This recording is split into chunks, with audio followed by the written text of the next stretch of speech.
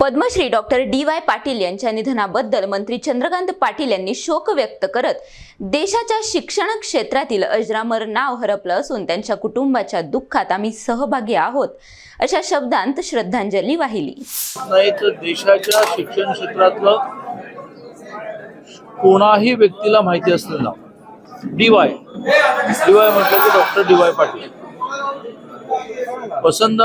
स्वर्गीय वसंतदादा मुख्यमंत्री असताना विना अनुदानित महाविद्यालय हा निर्णय केल्यानंतर ज्या काही जणांनी इंजिनिअरिंग मेडिकल सहित वेगवेगळ्या फॅकल्टीची कॉलेजेस मिळवली आणि यशस्वीपणे चालवली।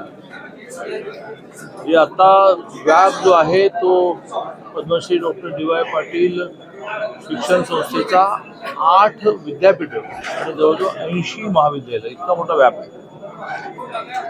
त्यामुळे स्वर्गीय वसंतदादांच्या विना अनुदानित तत्वाला अनुसरून प्रचंड मोठा शैक्षणिक व्याप यशस्वीपणे वाढवणारे डी.वाय. आणि त्यामुळे महाराष्ट्रातला त्यांच्यासारख्या अनेकांमुळे महाराष्ट्रातला जो फ्लो विद्यार्थ्यांचा अन्य राज्यात जात होता तो थांबला। एक यशस्वी जीवन डी.वाय. दादा जगले की ज्याच्यामध्ये प्रसिद्धी, सन्मान, संपत्ती, चांगली मुलं अशा कुठल्याच अँगलने पाहिलं तर एक यशस्वी जीवन जगले।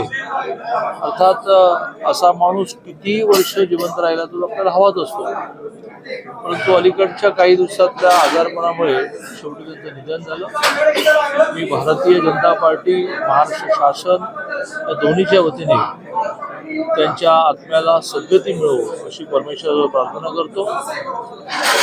डॉक्टर संजय असेल, बंटी असेल आणि त्यांची अन्यही मुलं असतील, त्यांचे जावई पिढी असतील, या सगळ्यांशी इतका संबंध की त्या सगळ्यांवर जरी त्यांना खूप सहवास मिळाला, एकूण शैक्षणिक संस्था आणि हे सगळेजण मोठे होण्यात त्यांचं खूप कॉन्ट्रीब्युशन मिळालं तरी गेल्यानंतर होणारं दुःख आहे, त्या दुःखामध्ये आम्ही सगळेजण त्यांच्याबरोबर